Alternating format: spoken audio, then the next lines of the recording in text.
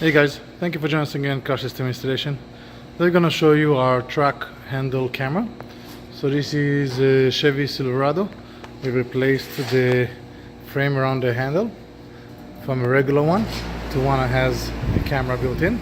That gives you a nice view from the top, almost center to the vehicle. This makes it parking on and reversing on those big trucks much easier. And now we're gonna show you the screen part. Okay, so for the screen part, we have attached a 7-inch screen on top of the dash. When you put the vehicle in reverse, hot spikes. Got a picture showing in here, as you can see, nice and clean picture. You can see from the top the bumper, pretty wide angle, so it gives you enough to see from the sides of the vehicle. So there's nothing behind you. You put the vehicle back in drive or in park, and the screen goes away.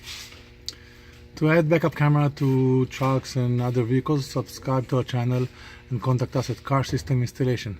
Thank you for joining us, and we'll see you next time. Have a good day.